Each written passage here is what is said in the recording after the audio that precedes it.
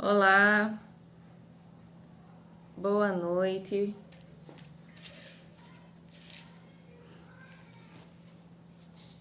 Ayana, muito bem. Dá um tempinho para o pessoal ir entrando e a gente já já vai começar a nossa reflexão desta noite.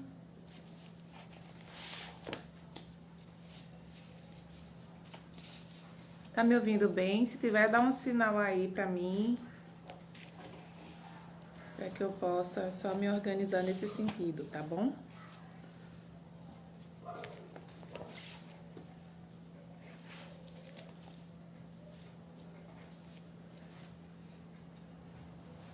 Mais uma vez estamos aqui, muito bem, reunidos.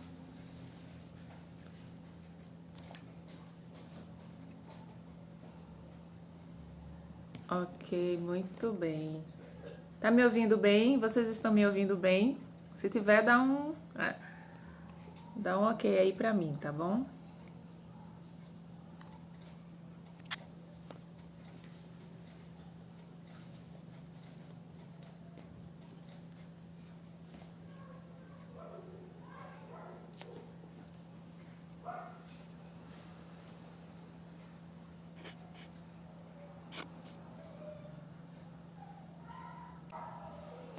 Ok. Muito bem, como é que vocês estão? Digam aí pra gente. Emerson entrou. A Ayana também. A gente tá dando tempinho, tá certo? Pra aguardar o pessoal que tá chegando, que vai chegar já já. Pra gente fazer esse momento de reflexão e devocional da gente. Espero que vocês estejam bem. Enquanto o pessoal não chega, queremos lembrar que no próximo domingo a gente tem culto novamente transmitido pelo YouTube, né? E em breve a gente está se organizando para retomar os cultos ao vivo. E aí a gente vai ter algumas novidades para vocês. Então fiquem orando. A gente não vê a hora de conseguir se organizar para receber novamente os nossos irmãos e irmãs, né? Nossos queridos, na congregação e podermos cultuar no mesmo ambiente. Que agora a gente cultua, né? Mas em ambiente virtual. Vocês estão me ouvindo bem?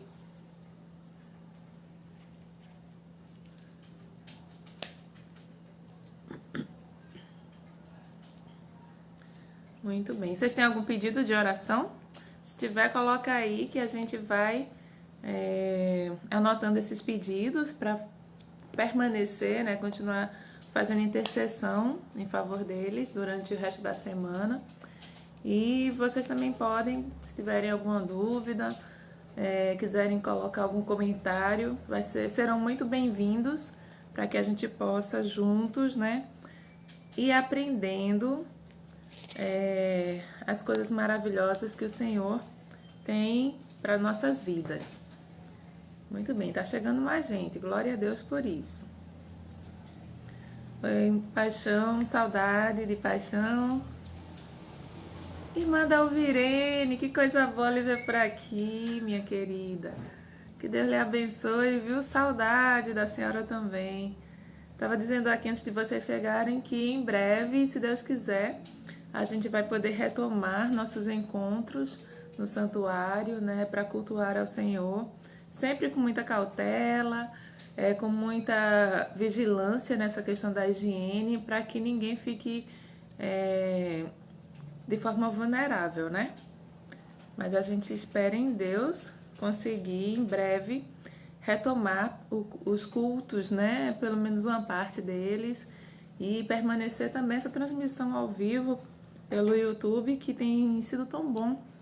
E uma coisa que é bacana é que a gente pode ir lá sempre que quiser, que desejar, rever alguma mensagem, né? Que de repente tenha falado ao nosso coração, para que a gente ouça novamente e reflita as coisas maravilhosas que Deus tem trazido para a vida da gente.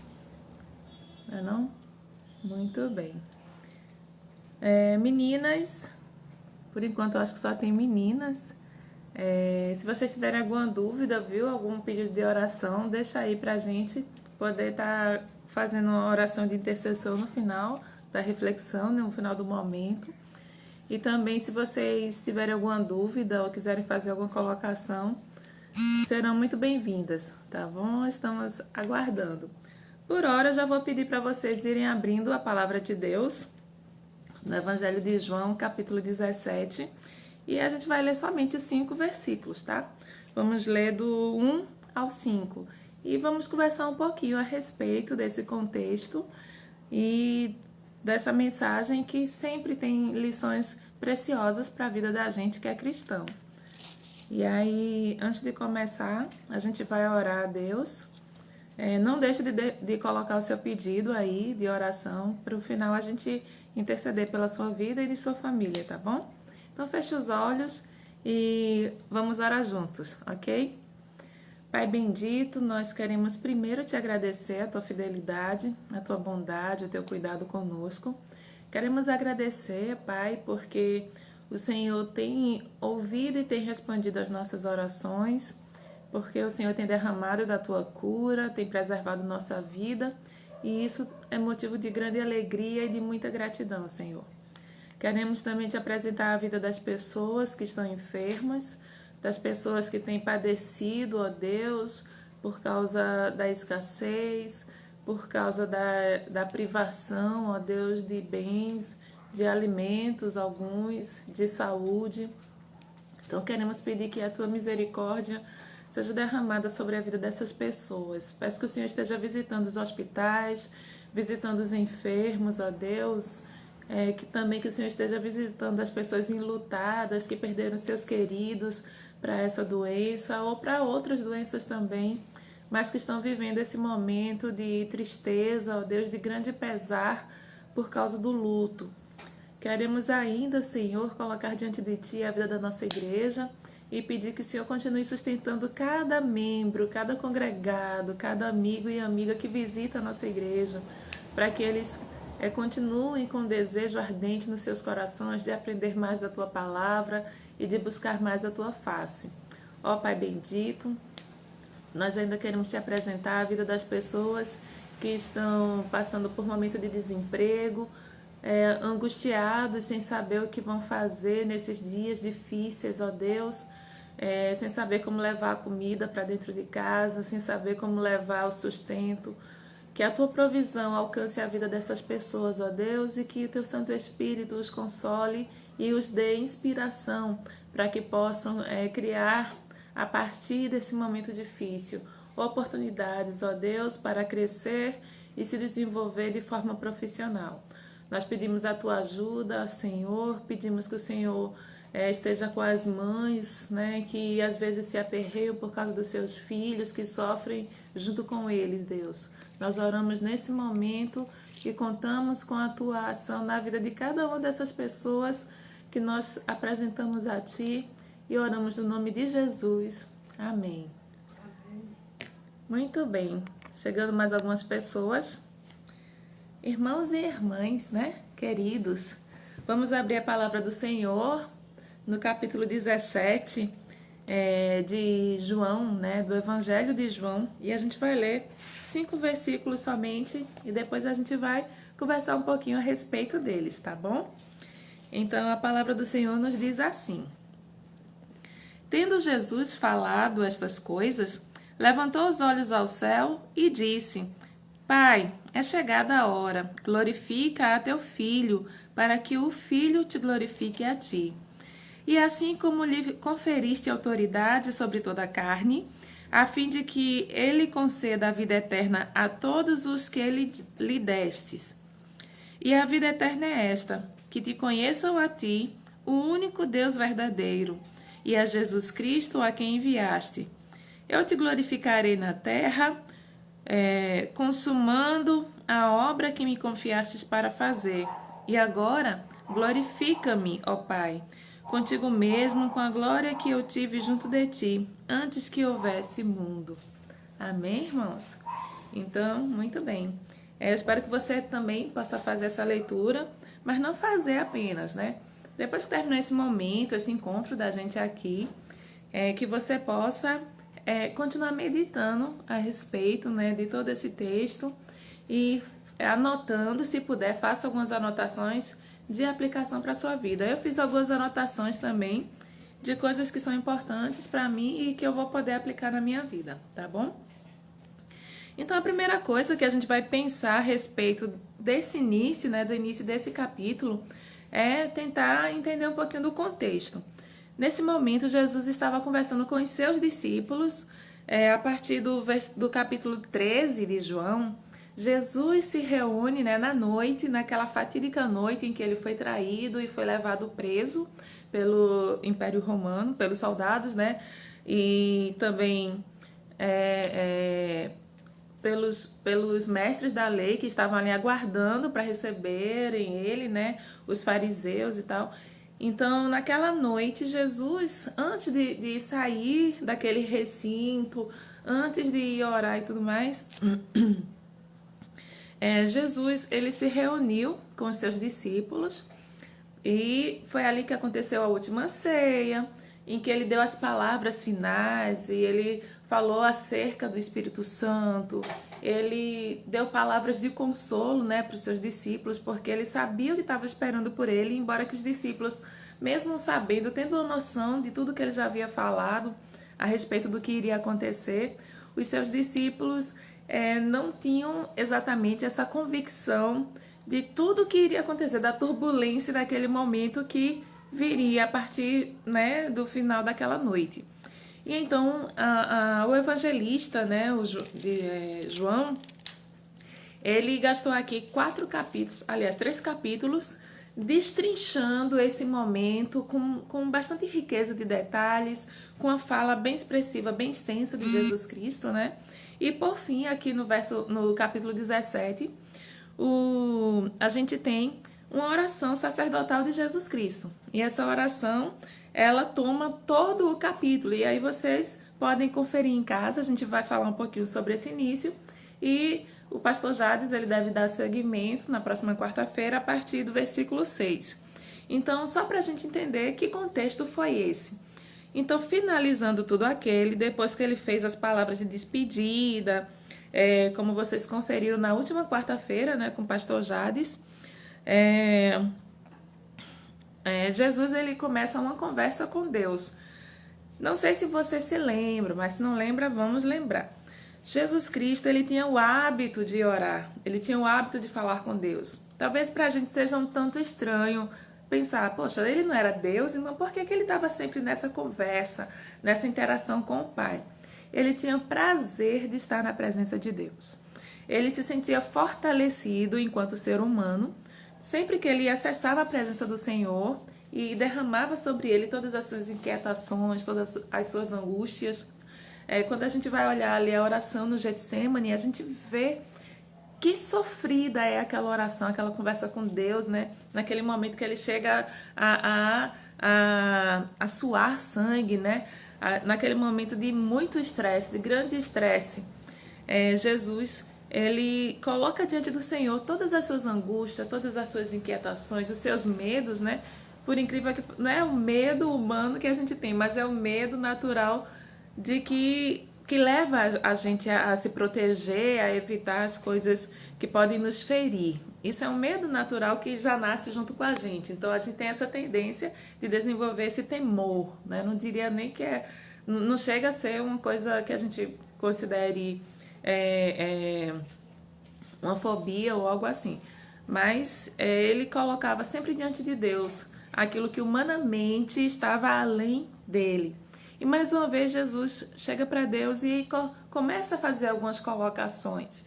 Então já a primeira coisa que eu aprendo nisso é que se Jesus, que é o nosso exemplo, se Jesus que é a pessoa mais importante, né, nosso maior referencial de cristandade, nosso maior referencial de vida espiritual, ele tinha essa intimidade com Deus, ele dedicava tempo na presença do Pai. Quanto mais nós, né, que somos limitados e falhos e frágeis, quanto mais nós precisamos dessa presença, precisamos buscar essa intimidade, esse crescimento, né? A gente vê aqui que a intimidade com Deus não é algo que simplesmente acontece do nada. É algo que vai crescendo à medida que a gente vai conhecendo a Deus, conhecendo a sua palavra, conhecendo a sua verdade, acessando as suas promessas. Então a gente tem um crescimento gradual e aí a gente, quando chega diante do Senhor, a gente consegue colocar de forma sincera e franca nossas inquietações, e o Senhor que nos ouve, né, e nos vê na nossa intimidade, Ele nos responde prontamente, nem sempre é prontamente, mas a Bíblia diz que Ele se inclina para nos ouvir. Então, o Deus, Ele tem Ele tem um interesse muito grande não apenas em sondar os nossos corações, mas em ver a expressão das nossas emoções, em ver a expressão dos nossos sentimentos e de tudo que a gente vivencia quando a gente separa aquele momento para buscar a sua face. E não foi diferente com Jesus Cristo, né? Ele estava ali e ele estava certo de que Deus estava atento às suas palavras, e ele começa dizendo, né, falando... Ele começa falando, fazendo alguns pedidos nesse primeiro momento acerca dele mesmo, né? Depois ele vai pedir sobre os seus discípulos, depois ele vai pedir sobre todos os cristãos que iriam vir, né?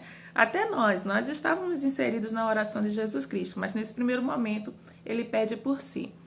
E ele diz assim, outra coisa que me chamou muita atenção nesse primeiro versículo é que Jesus... ele olha para o céu. Aí talvez isso não gere muita coisa, né? Muito significado para a gente. Mas quando eu penso que eu vou atravessar uma situação muito difícil, que vai exigir muita energia emocional, muita energia física, muito desgaste, né? Muita dor.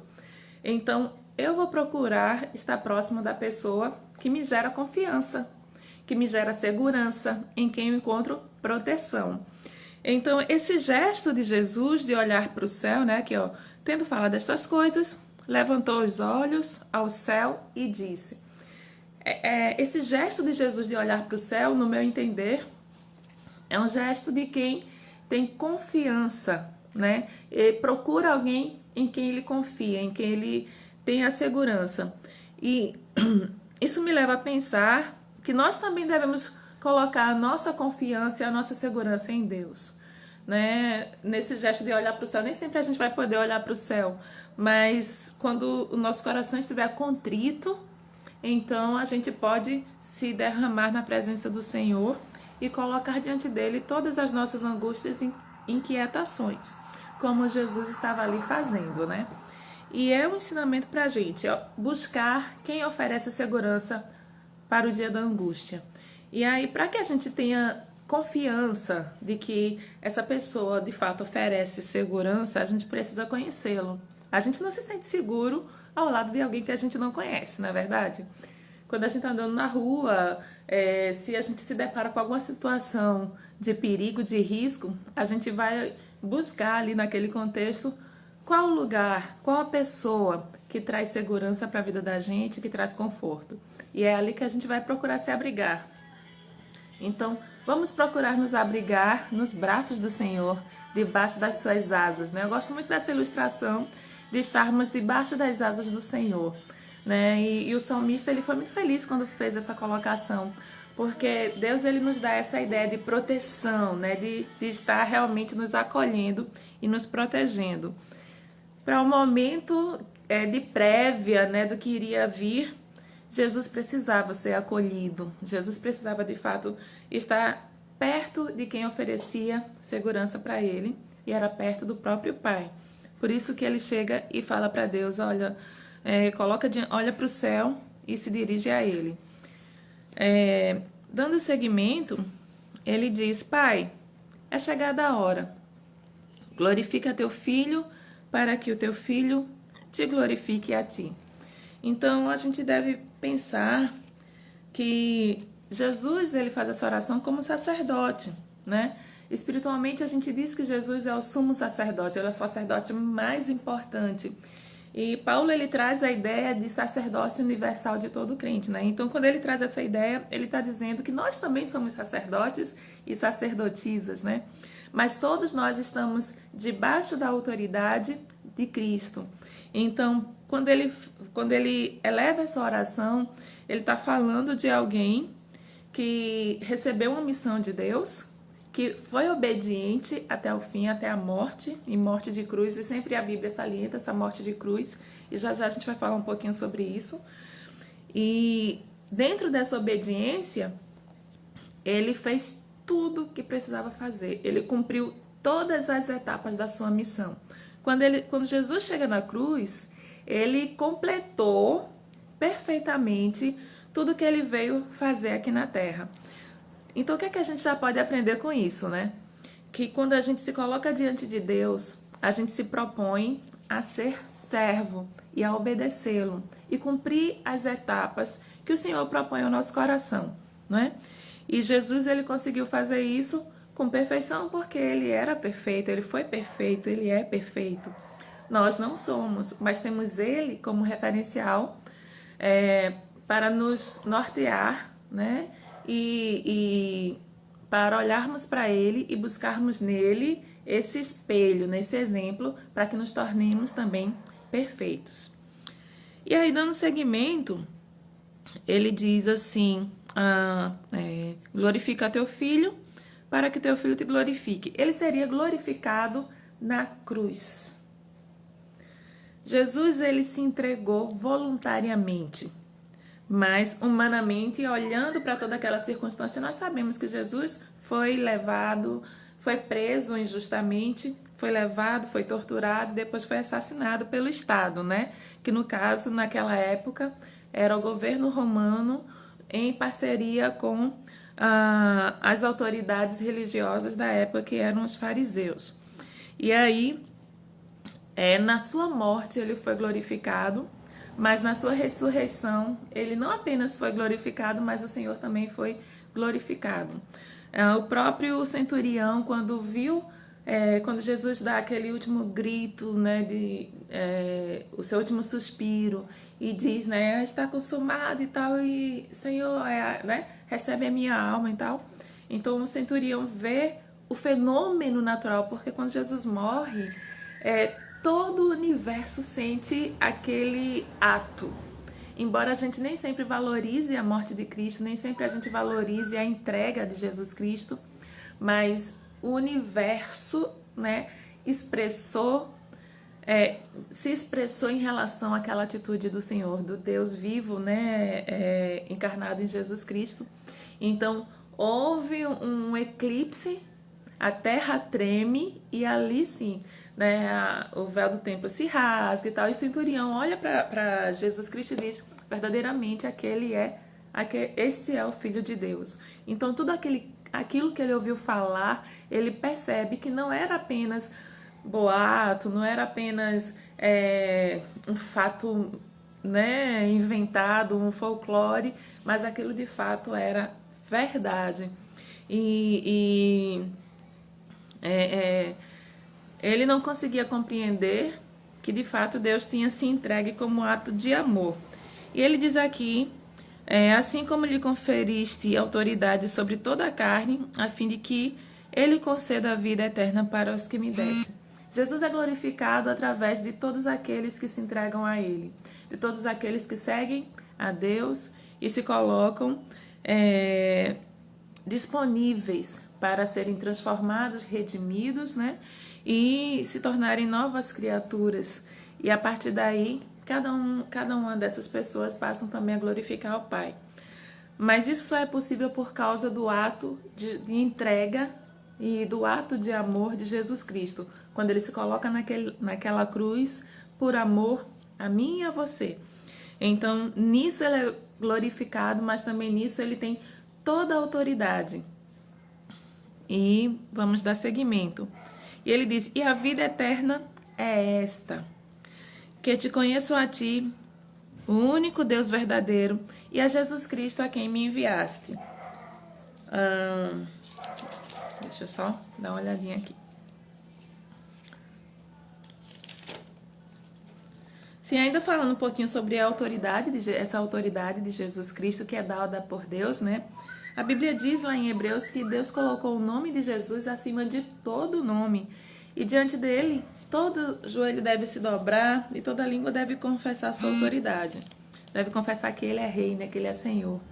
E aí a gente vê que vários livros da Bíblia, eles ratificam isso que Jesus diz. Ratificam a sua autoridade sobre toda a carne, né? Sobre céus e terra. E não só Jesus expressa aqui, mas também o autor de Hebreus expressa em Hebreus 2:8. O autor Paulo em Efésios 1:10 também fala. Em Filipenses 2:9, a partir do 9 também fala. Colossenses 1, a partir do 17 também fala. Então, todos esses textos e ainda outros trazem a menção dessa autoridade que foi dada a Jesus Cristo pelo próprio Deus e coloca ele como o rei que está à direita de Deus Pai, governando, né? E aí, mas essa glória também tem a ver com a concepção da vida eterna, né? A vida eterna que Jesus dá a todos aqueles que se entregam a Ele.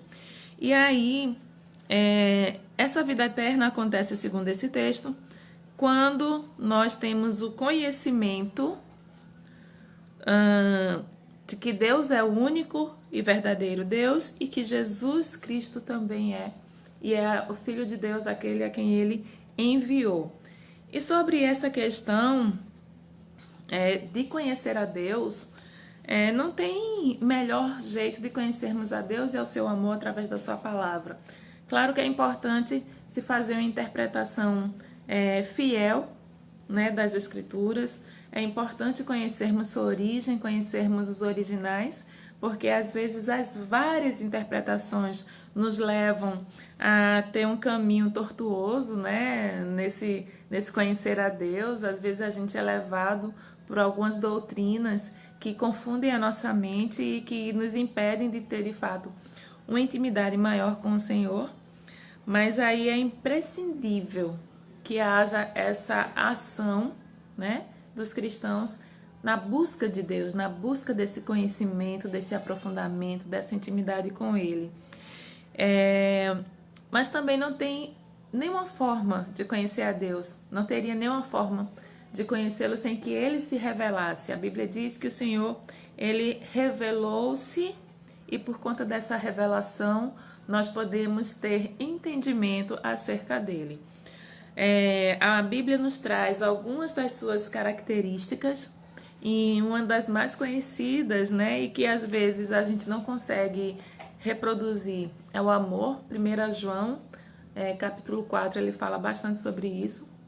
Ele diz que Deus é amor e que se a gente diz que ama Deus, mas não ama o nosso irmão, nós somos mentirosos. Então, o conhecimento acerca de Deus, ele é manifesto quando nós conseguimos amar, expressar esse amor, quando nós conseguimos demonstrar a graça e a misericórdia de Deus, quando nós buscamos desenvolver o fruto do Espírito, que é amor, paciência, benignidade, longanimidade, né? A paz e o domínio próprio.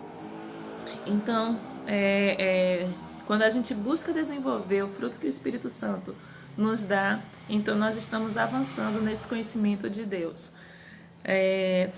E a gente vai encontrar isso no livro de Gálatas, tá? Gálatas capítulo 5. E também Gálatas fala sobre os frutos da carne, porque a nossa natureza humana, ela é pecaminosa e ela traz com a gente, né? Nós trazemos conosco esse fruto, né, pesado, que é o fruto do pecado e que naturalmente é desenvolvido, a não ser que a gente freie esse crescimento. E a gente freia quando a gente alimenta nossos aspectos, né, que tem a ver com o caráter de Cristo. É imprescindível, irmãos, desenvolvermos princípios e valores baseados na palavra do Senhor. Nós vivemos um tempo em que é muito fácil nós nos perdermos nas nossas convicções e ficarmos confusos no meio de tantas ideologias que surgem. E aí eu não estou dizendo que elas são certas ou erradas, que são boas ou más.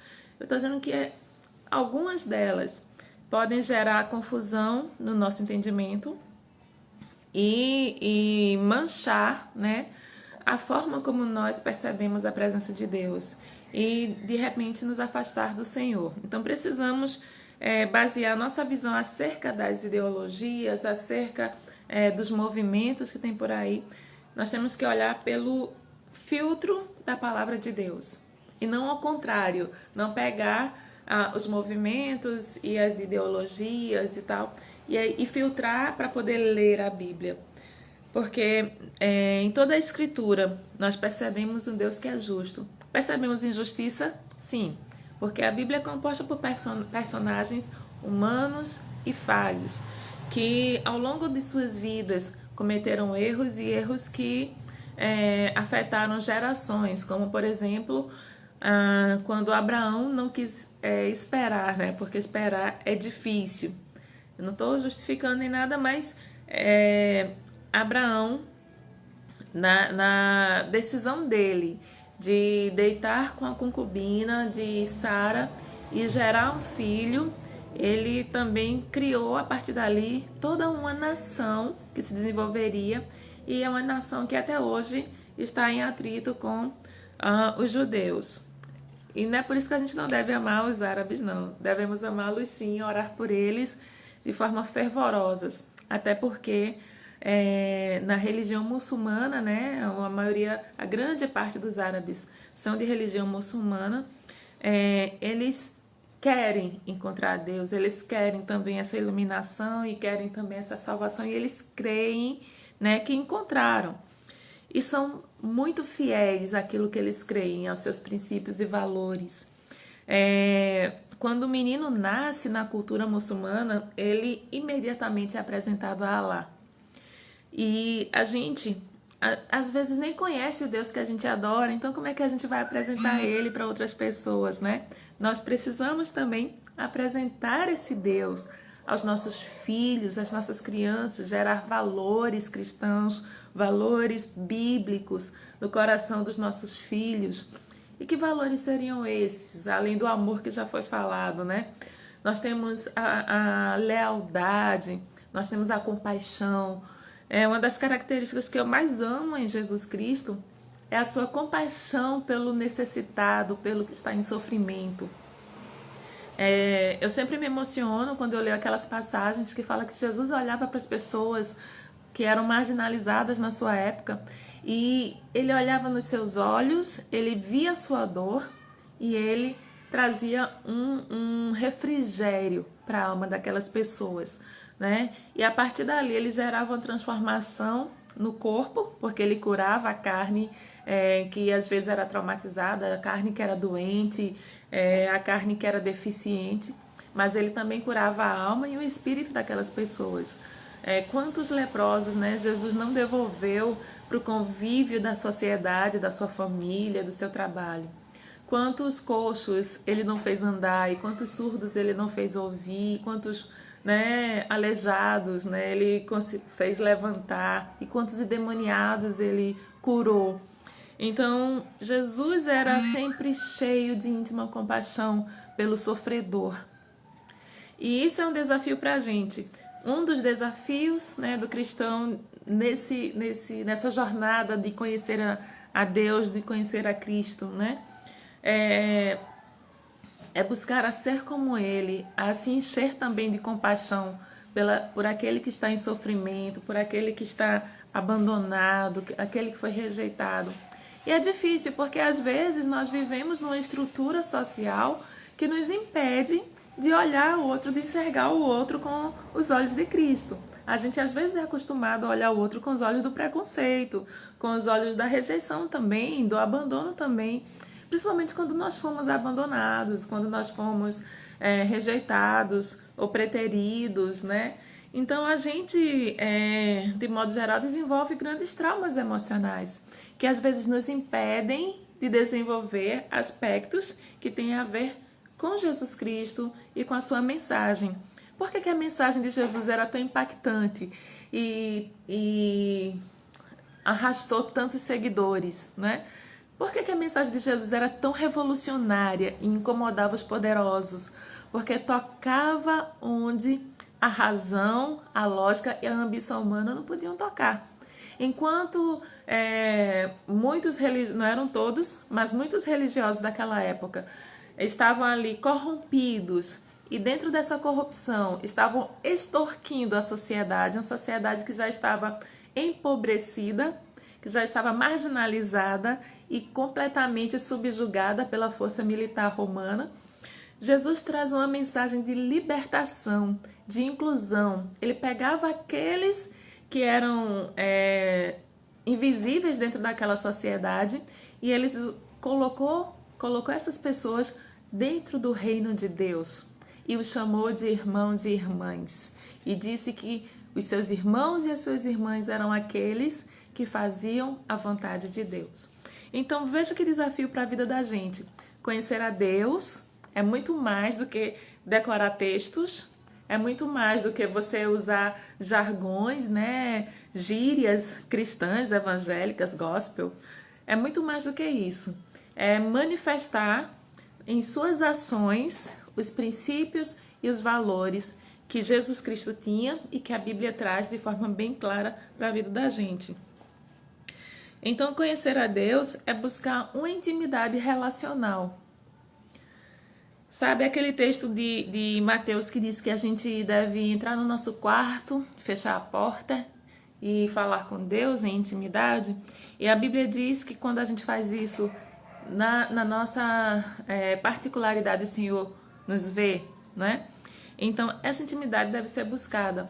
Porque às vezes a gente não vai saber fazer isso que Jesus fazia, né? Jesus, ele era imbuído de amor, ele era só amor. E ele era justiça no sentido de ver as coisas, as situações erradas e chegar lá e falar e confrontar o erro, confrontar o opressor, confrontar a opressão. Mas às vezes a gente não sabe fazer isso, a gente até quer, mas é difícil. E aí, nesse conhecimento com Deus, nesse desenvolvimento do conhecer a Deus, como é que a gente vai fazer isso? Então, a gente tem um aliado fenomenal, fantástico, nesse processo que é o Espírito Santo de Deus. Ele, da mesma forma que iluminou o nosso entendimento para que pudéssemos compreender as Escrituras e os seus mistérios, né? E da mesma forma que ele fala ardentemente aos nossos corações e nos direciona para termos uma vida pautada, né, nos princípios do Senhor, ele nos dá direcionamento. E ele ajuda a nós formarmos o nosso pensamento. E aí, Jesus, quando foi, ele não nos deixou órfãos, não nos deixou abandonados, mas ele enviou o Espírito Santo de Deus, que habita em nós. À medida que a gente aceita Jesus Cristo como Senhor e Salvador da nossa vida, o Espírito Santo, ele habita em nós e permanece. É maravilhoso isso, porque no Antigo Testamento, o Espírito Santo, ele ia. Aí quando queria falar alguma coisa, ele vinha e falava, ou então Deus mandava os seus anjos, ou o próprio Cristo, né, ele aparecia lá para as pessoas e trazia a mensagem, né, do Senhor. Mas hoje o Senhor não utiliza mais os anjos, ou pode utilizar, ele tem todo o poder, mas de modo geral ele não faz mais isso, porque o Espírito Santo de Deus é uma pessoa ativa, que fala aos nossos corações e traz o entendimento necessário para cada questão que a gente precisa vencer em nossas vidas. Então, quando você pergunta a Deus, Senhor, como é que eu posso ser um agente de justiça na minha sociedade? E aí você não precisa pensar a sociedade no macro, porque a gente não consegue abraçar tudo. Começa pensando no micro, no seu lar, né, no seu trabalho, na sua escola. Como eu posso ser um agente de justiça? Que as pessoas olhem para mim e digam, aquela pessoa é uma pessoa íntegra, aquela pessoa é uma pessoa confiável, podemos colocar ela como abalizador dessa circunstância, né? Como fazer isso? E aí o Espírito Santo, ele vai dar o direcionamento necessário. E aí ele vai utilizar o que ele quiser, né? Não só a palavra de Deus, mas tantas coisas para nos ensinar e para nos responder, desde que estejamos sensíveis e buscando a face do Senhor com sinceridade, com humildade e abertamente. Que às vezes a gente vai para a igreja, e eu digo isso com muita tranquilidade, porque eu já fiz muito isso, né? Às vezes a gente vai para a igreja, ou participa de um culto, e agora virtualmente, né? Participa, ouve uma palestra, ouve uma mensagem, mas a gente está tão decidido a não receber aquilo, está tão decidido a negar, a combater, a confrontar, que a gente nem escuta o que está sendo dito. A gente nem recebe nada, né? E aí a gente precisa, de fato, decidir estar aberto à voz do Espírito Santo, para que ele ministre ao nosso coração e nos ajude a tomar as melhores decisões, a fazer as melhores escolhas. E aí, quando nós, de fato, buscamos isso, buscamos essa presença e buscamos crescer nesse conhecimento, ele vai acontecendo de forma gradual, né? Da mesma forma que foi a oração que eu falei logo no início, que ninguém já sabe orar, né? A gente vai aprendendo no processo. E a Bíblia fala que ainda assim, ainda que a gente seja muito, né, experiente na vida com Deus, a Bíblia diz que a gente ainda não sabe orar e que o Espírito Santo traduz nossas orações com gemidos inexprimíveis. Isso quer dizer que a gente ainda tem muito que orar para aprender e aperfeiçoar, né, essa conversação com Deus. Então, no conhecimento de Deus, é a mesma coisa. A gente também não chega... o que é Deus, né? Quem é Deus? A gente vai, vamos ler o filósofo tal, vamos ler o autor tal, o teólogo tal. Não. A razão humana não pode definir Deus. Talvez defina algumas divindades que existem na Terra, e existem muitas divindades, né? Talvez defina algumas delas, né? Se você for ver a história de Buda, há uma história, há um contexto humano, racional, que explica aquilo ali. Se você vai olhar o contexto dos que adoram a Maomé, você vai ver que há uma questão racional que explica aquilo ali. Mas não tem questão racional que explique a Deus. Não tem forma de conhecer a Deus a não ser pela iluminação do Espírito Santo. Então, busca essa iluminação, diz assim, oh Deus, eu estou vivendo numa obscuridade, porque eu não te conheço, não sei nada de ti, tudo que eu sei de ti é o que eu ouvi falar, agora eu quero saber quem tu és, eu quero viver contigo, andar contigo, né? Conhecendo a palavra de Deus e buscando esse aprofundamento. Eu gosto muito do livro de Jó, né? Vocês já perceberam, né? Tanto eu como o pastor Jades gostamos muito do livro de Jó, porque de alguma forma aquela história toca as nossas vidas, toca o nosso coração. E uma das coisas em relação a isso que a gente está falando é que lá no finalzinho do livro de Jó, lá pelo capítulo 42, ele diz assim, olha Deus, antes eu te conhecia de ouvir falar, mas agora os meus olhos te veem. E aí não tem nenhum registro na Bíblia dizendo que Jó viu Deus, né? Quem viu Deus e viu de costas, assim, foi Moisés, né? Jó não.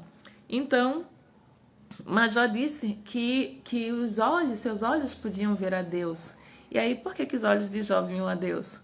Porque ele desenvolveu um conhecimento de Deus, né? Desenvolveu um relacionamento com Deus, se permitiu, né, viver nesse relacionamento de forma que ele pudesse agora falar de Deus como alguém que anda com ele, como alguém que conhece a ele, e não de ouvir falar.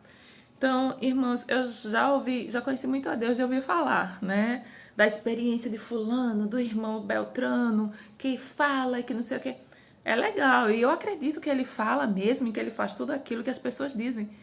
Mas nós precisamos ter esse momento com ele de descoberta, né? Para que tudo que a gente lê na Bíblia e ouve as pessoas falando tenha um sentido. Porque muitas pessoas não conhecem a Deus porque o que é dito não tem sentido e muitas vezes não condiz com o que é feito, né? Com as ações. E aí a gente precisa buscar muito do Senhor isso, né? Olha, Deus, eu já tenho a convicção tal a respeito do Senhor. O Senhor é realmente alguém que desenvolve perdão nos corações. Então, se o Senhor é essa pessoa e eu quero ser igual ao Senhor, me ajude a desenvolver perdão, né? Isso é um exemplo, dentre tantas coisas que Deus produz no coração humano, né? Uma dessas coisas é o perdão, o amor, a misericórdia, né? A partilha, tudo isso Deus desenvolve no coração da gente, no processo que a gente tem com Ele de crescimento. E aí a gente orienta, né? A gente orienta e é orientado ao mesmo tempo a buscar, né, nessa intimidade, nesse crescimento, a condição de desenvolver habilidades e aspectos que condigam com quem Deus é. aqui como Jesus Cristo. Então, e a vida eterna é esta, que te conheçam a ti, o único Deus verdadeiro, e a Jesus Cristo quem enviastes. Então, conhecer a Deus é extremamente importante e fundamental, mas conhecer a Deus baseados em Jesus Cristo. Eu sei que tem muitas religiões e muitas denominações e muitos caminhos religiosos que têm a intenção real de levar a pessoa a Deus, né? Eu não posso questionar isso, porque eu não julgo o coração de ninguém, não estou lá dentro da mente deles, mas uma verdade que é absoluta e incontestável é que para chegar em Deus só pode ser através de Jesus Cristo. Não existe nenhum outro caminho. Eu posso até admirar as filosofias, filosofia oriental, tal, mas para chegar a Deus isso é outra coisa, é outra história. Para chegar a Deus somente através de Jesus Cristo. Ele continua dizendo: eu te glorifiquei na terra, consumando a obra que me confiastes para fazer. Sempre que Deus coloca algo no nosso coração para fazer, o Espírito Santo te confirmar isso, a palavra de Deus te confirmar isso, faça até o fim. Sabe, quando você, por alguma razão, se abstém de cumprir isso, você vai viver com aquela sensação de podia ter sido melhor, de fracassei, de não completei. Jesus completou a missão. Ele veio, viveu, conheceu nossas dores, nossas ansiedades, nossos medos, angústias, nossos desejos. E após ter conhecido isso tudo, em nada ele pecou. Nós não conseguimos, nós estamos sempre caindo. A Bíblia diz que o levantar é do homem, mas, aliás, o cair é do homem e o levantar é de Deus, né? Mas Jesus não caiu em nenhum momento. Após ter conhecido todas essas coisas que nós vivenciamos, ele foi condenado e foi morto. Então, quando ele estava lá na cruz, ele disse: está consumado, está completo o trabalho, completa a missão, fiz tudo. E aqui ele diz que consumou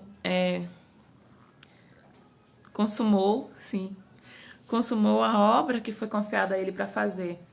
E seguindo os passos de Jesus, sempre que tivermos algo a fazer, a Bíblia ainda recomenda que devemos fazer da melhor forma, como se fosse para Deus. Você tem que varrer a casa? Varra da melhor forma, como se fosse para Deus. Você tem que, sei lá, comprar feira para o vizinho que não pode andar? Vá alegremente, como se estivesse fazendo para Deus. Você tem que fazer um trabalho difícil, né? Faça. E a gente nunca pensa que é para Deus, né? A gente pensa, as coisas para Deus é ser missionário, as coisas para Deus é ser levita, ser do grupo de louvor, é ser da projeção, é ser pastor, ser diácono. Não. Coisa para Deus é toda a nossa vida. Você não pode ser servo de Deus na igreja e depois, não, agora eu não sou mais, agora eu sou o cidadão.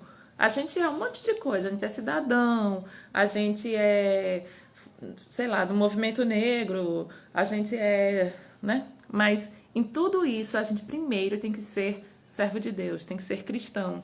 E aí, fazer tudo o que a gente tiver de fazer da melhor forma e pensando, não estou fazendo para o meu pai que é chato, não, estou fazendo para Deus, que é maravilhoso, é generoso, é longânimo, né? Demora para ficar com raiva de mim, né?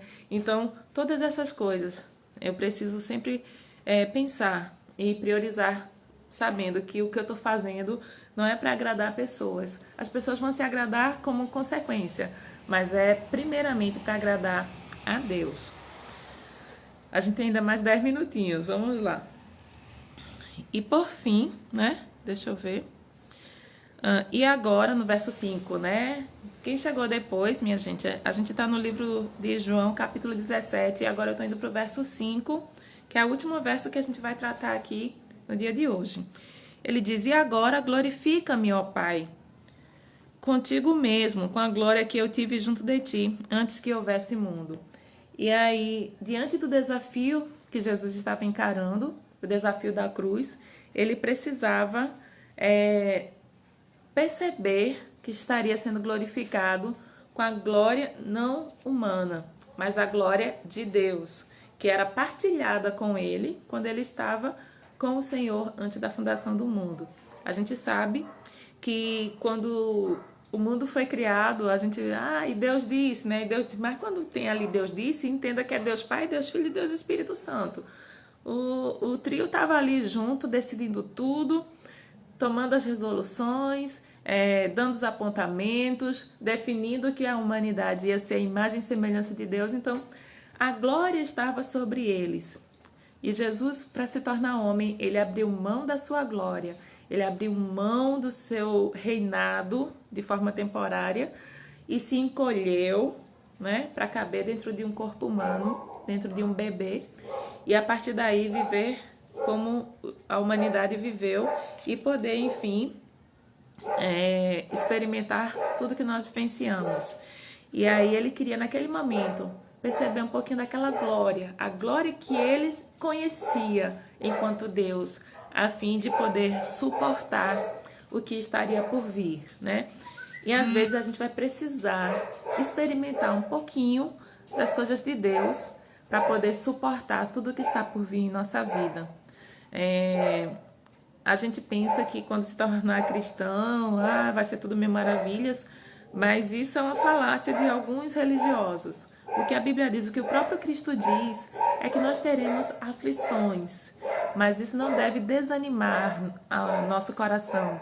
Isso não deve nos esfriar a nossa fé. Pelo contrário, devemos ter um ânimo renovado. E como é que a gente faz isso?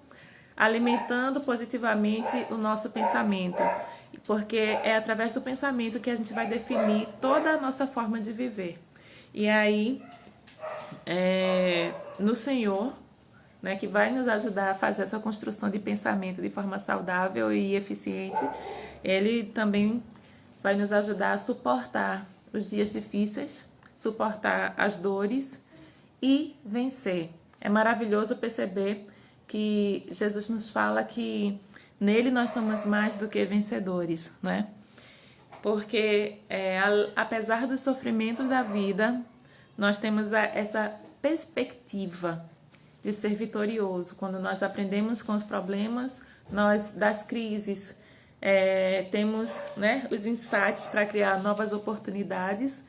E há quem diga que a crise é um terreno propício para boas oportunidades.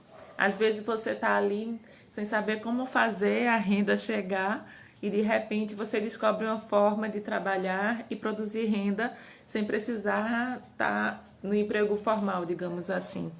E tantas coisas, não só para isso. Às vezes a gente está numa crise familiar, está numa crise no casamento e não sabe o que fazer. E de repente o Senhor dá um direcionamento e a gente encontra um caminho para chegar e tocar o coração do outro. Então são coisas que a convivência com Deus vão produzindo no nosso interior, no nosso coração. Deixa eu ver só quanto tempo eu tenho aqui. Tenho ainda 6 minutinhos. Então ainda dá para falar mais um pouquinho, né? Destrinchar mais um pouquinho. E aí, baseado nesse estudo, tem muitas coisas que a gente consegue fazer para ter uma vida com princípios e valores que, de fato, sejam concretos, sejam sólidos e nos ajudem a ter uma vida melhor. Eu entendo que a palavra de Deus, ela veio para nos dar uma vida melhor. Ela veio para nos ajudar a suportar as agruras da vida e do dia a dia. Amém, irmãos? Eu espero que o Espírito Santo aplique ao seu coração essa palavra, assim como tem aplicado ao meu, e que você possa ser fortalecido por ela. Nós agora vamos orar, tá? Se você tiver algum motivo de oração e quiser colocar aqui pra gente, a gente vai apresentar a sua vida, vai apresentar o seu motivo de oração e continuaremos intercedendo por esse motivo durante toda essa semana, até que chegue o próximo momento, né, de encontro e a gente possa ter novos pedidos, tá certo? Estou aguardando aqui só um minutinho para que você possa expressar, caso queira. Senão a gente vai orar e encerrar. Tô vendo aqui Nilza, deixa eu ver, tem algumas pessoas aqui, mas ninguém colocou perguntas não. Quando se coloca pergunta a gente tenta responder, tá? Deixa eu ver... não teve não. Então, ok. Vamos orar? Feche seus olhos mais uma vez e vamos falar com Deus. Pai amado, nós queremos agradecer pela riqueza da Tua palavra, que em pequenos versos traz tanto ensinamento para nossas vidas e para o nosso dia a dia. Peço que Teu Santo Espírito consolide em nossos corações os Teus ensinamentos e nos dê apontamentos a fim de que sejamos sóbrios no meio de uma sociedade às vezes frenética e às vezes desequilibrada. Nos ajuda, Senhor, a suportar as dificuldades do dia a dia. Nós entendemos que muitos irmãos e amigos nossos têm vivido dias difíceis por causa desse momento de pandemia. Ó Deus bendito, eu peço que o Senhor direcione o entendimento dessas pessoas para que elas consigam, ó Pai, alcançar o sustento necessário. Peço também que o Senhor continue iluminando o entendimento dos nossos governantes que tomam decisões que afetam diretamente as nossas vidas. Ajuda-os a tomar as melhores decisões, a fim de que, em especial, a população que está mais carente, que está mais desamparada, possa encontrar, ó Deus, o sustento, possa encontrar a provisão do dia a dia. Peço também que o Senhor derrame da Tua cura sobre os enfermos, peço mais uma vez, né? E peço também, ó Deus, que o Senhor nos ajude nas nossas dificuldades, nos dá um resto de semana na Tua presença, que possamos perceber as Tuas ações maravilhosas. Nós oramos assim, ó Deus, no nome santo de Jesus. Amém. Muito bem, meus queridos e minhas queridas. Que Deus abençoe a vida de vocês, tá? Ninguém colocou perguntas, nem colocou motivos de oração. Mas aí não tem problema. No próximo domingo, pronto. A irmã Dalvirene está com dor nas costas. Vamos orar por isso? Ó Senhor Deus, eu peço nesse momento que o Senhor entre com cura na vida da irmã Dalvirene, Senhor, para que essa dor nas costas seja curada, Pai, que ela possa achar a melhor forma de tratar isso, ó Deus, e que o Senhor alivie todas as suas dores. Nós também pedimos por todas as pessoas que estão conosco nesse momento de culto e que possivelmente tenham algum tipo de dor, que o Senhor alivie suas dores, Pai, em nome de Jesus. Amém. Muito bem. Deixa eu ver se tem mais alguém, mais ninguém. Domingo a gente se encontra, tá certo? No culto no YouTube. E fiquem orando para que em breve possamos cultuar juntamente, pessoalmente, né? Mesmo mantendo seguindo todas as orientações, né? De afastamento e de higiene e tudo mais. Mas a gente espera mesmo encontrar vocês. Sentimos muitas saudades, viu? Irmã Nena, Paixão, Suzana, muito bem. Sentimos muita saudade de vocês, Ana Paula, acho que saiu. Mas eu creio que em breve, minha gente, a gente vai estar reunido novamente, engrandecendo o nome do Senhor e celebrando a sua fidelidade, né? A minha mãe, ela fez uns cartõezinhos para distribuir com algumas pessoas em oferecimento de gratidão a Deus, porque Ele tem preservado nossas vidas e tem nos mantido seguros. Alguns adoeceram, mas estão aí, então é motivo de celebrarmos ao Senhor, né? E continue orando pelas pessoas que... Se alguém quiser, é de você que você dá. Ah, tá certo. Depois se alguém quiser, ela tá dizendo aqui, se alguém quiser um desses cartõezinhos, depois fala comigo no privado, que eu dou um jeito para chegar. Ana Paula tá aí, ótimo, irmã querida, muito bem. Militz quem é? Loura, Eu acho que é a Loura que tá aí. Pois é, minha gente. E eu esqueci o que eu estava dizendo, tá vendo? Sim, agradecermos a Deus porque estamos vivos, né? E sim, lembrem de orar pelas famílias que estão enlutadas, que perderam seus entes queridos. Já vai terminar aqui o tempo. Deus abençoe vocês, que a paz do Senhor esteja sobre o lar de vocês, que a graça do Senhor seja repousada sobre suas vidas e que o Senhor entre com cura dentro do seu lar, cura nas finanças, cura na saúde, nas emoções, em nome de Jesus.